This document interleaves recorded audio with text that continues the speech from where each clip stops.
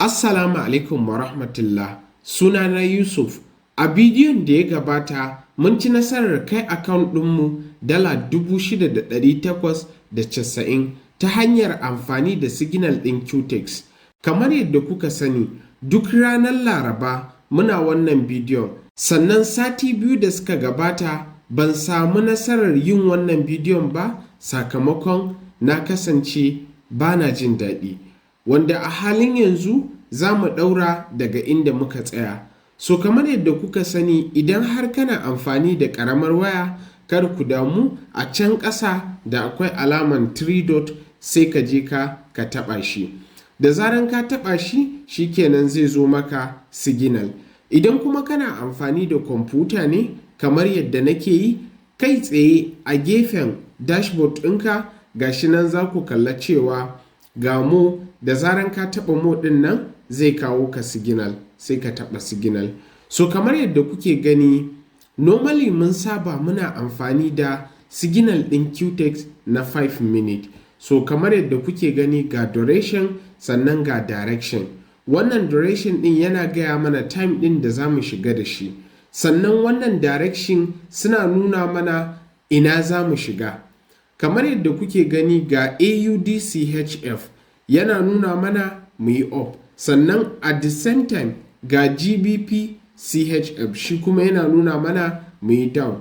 So sabida haka wannan shine direction. Sannan wannan duration ɗin kuma shine time. So ba tare da ɓata wani lokaci ba, bari mu gwada amfani da signal ɗin USD BDT. So kamar yadda nake gaya muku a baya, idan har kana amfani da ƙaramin account ne, make sure ka canja account balance ɗinka to ƙarami. Sannan ka shiga da ƙaramin investment. Kada ka kuskura ka shiga da babban investment, sabida a duk lokacin da muka yi hasara muna doubling ɗin abin da muka shiga da shi a baya ne. So make sure all the time idan har za ka shiga trade, make sure ka saka ƙaramin ƙaramin investment. So kamar yadda kuke gani, at the same time ga signal akan Euro NZD. So ba tare da ɓata lokaci ba, bari shiga Euro NZD. So sabida haka let's go.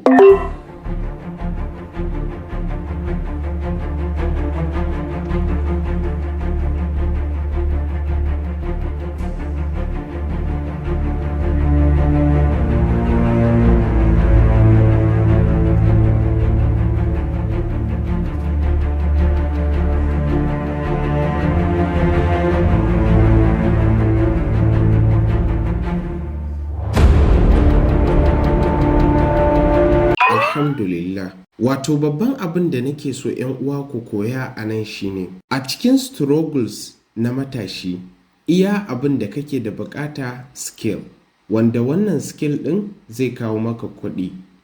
Yayin da ka samu kuɗi sai ka siya asset, wato gidaje, filaye da sauran asset, gold da dai sauransu. Sannan ka yi investing.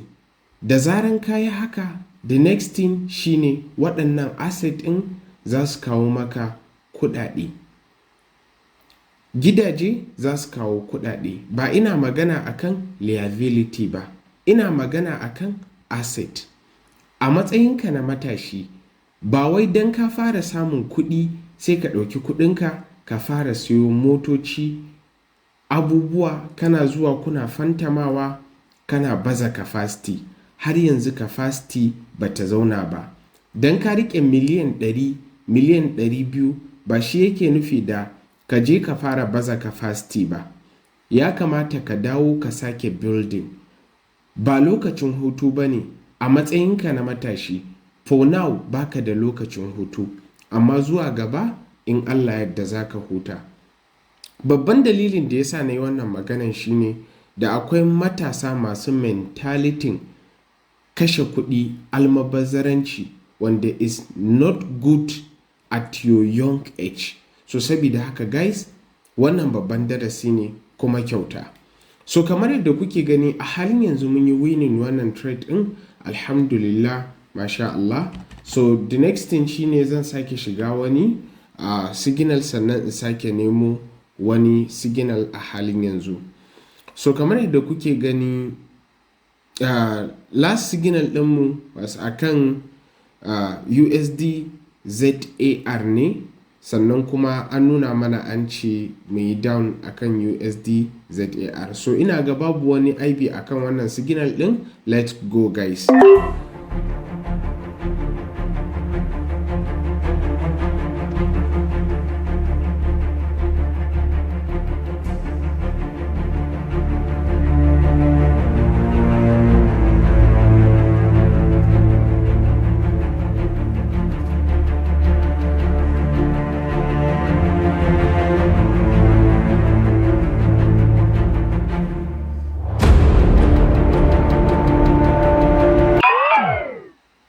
Masha Allah. Every loss is a lesson.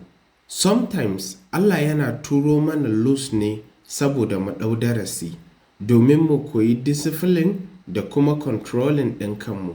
Domin matuƙar har ba za ka iya controlling ɗin kanka ba, to ba za ka iya controlling ɗin kuɗinka ba.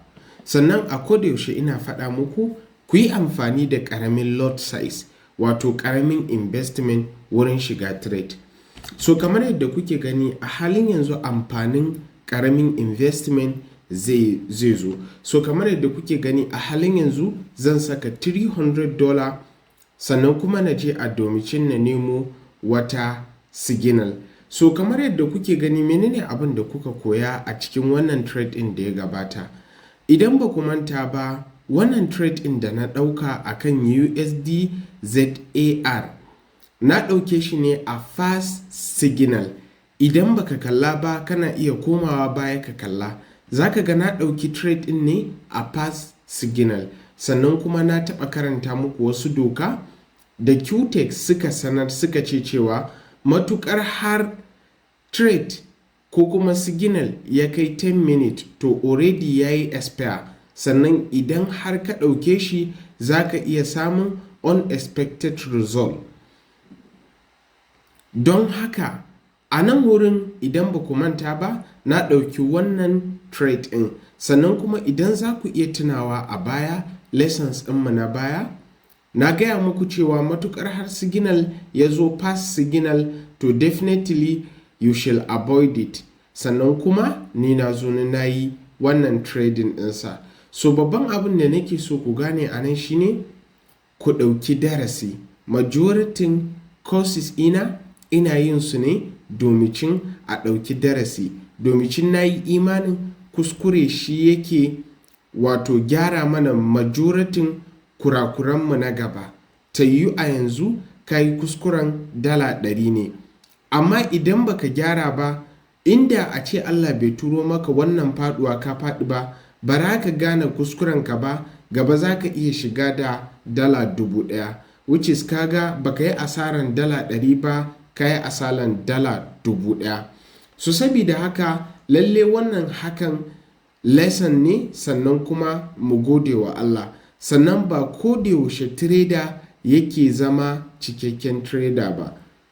Loss na trader ya danganta wajaje da dama. Ba tare da ɓata lokaci ba, ga wani setup akan NZD cat. So kamar yadda kuke gani an ce a yi down, bari in shiga a domicin na yi down right now. So sabida haka ga kasuwa ma tana ta down ɗin a halin yanzu. So sabida haka let go guys.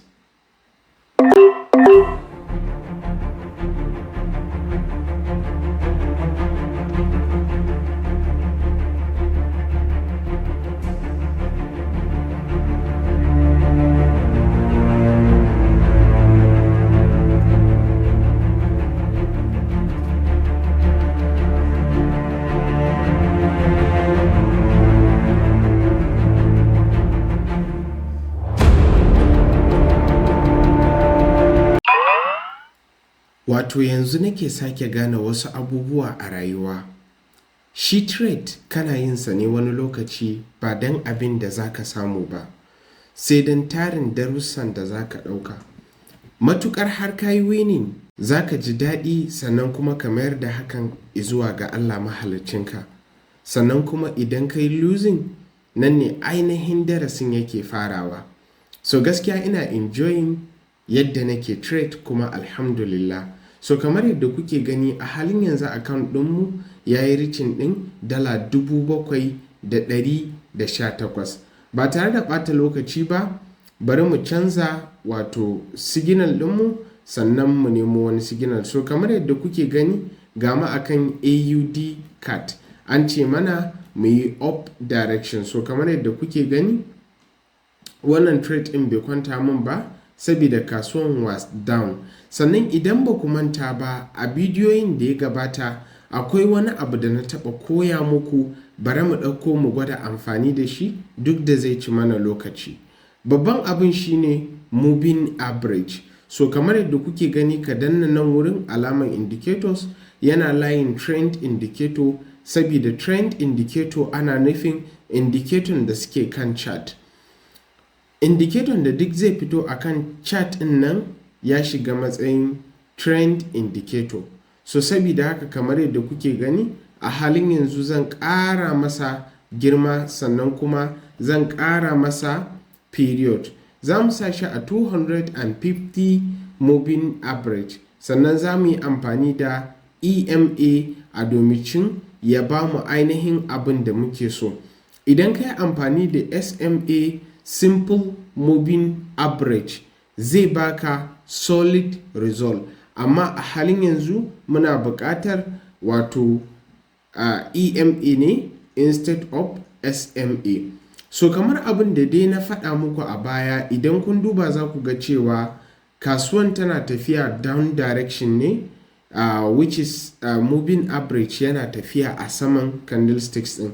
So kamata ya yi mu samu signal ɗin down direction daga wurin Quotex instead of wannan signal na up direction. So ba tare da ɓata lokaci ba, bari mu danna nan wurin wato mo sannan mu zo signal, sannan kamar yadda kuke gani ga ma akan Egypt USD Egypt an nuna a yi down. So USD Egypt an nuna a yi down, which is not bad, but a halin yanzu down ɗin ma is not yet. Sannan kuma bugu da ƙari idan kuka duba za ku ga gabaki ɗaya kamata ya yi mu nemi setup ɗin up direction instead of down direction. So a halin yanzu zan avoiding wannan trade ɗin, sannan kuma ga wani signal akan GBP JPY. So kamar yadda kuke gani shi ma the same result yake faɗa da shi da Euro GBP wato Euro Egypt. So kamar yadda kuke gani a halin yanzu I decided to avoid all of them, sannan kuma in yi focusing akan wani trade. Ba imani ba ne lallai sai dole sai ka yi trading da 5 minute. Za ka iya dubawa a wasu currencies ɗin kamar na Euro NZD da muke gani, wanda kamar yadda kuke gani an ce a up direction kuma still is very good. So saboda haka ba tare da ɓata lokaci ba, barin canja investment ɗina izuwa $100, sannan kuma in saka timer ɗina izuwa 15 minutes sannan na shiga trade right now. So let's go.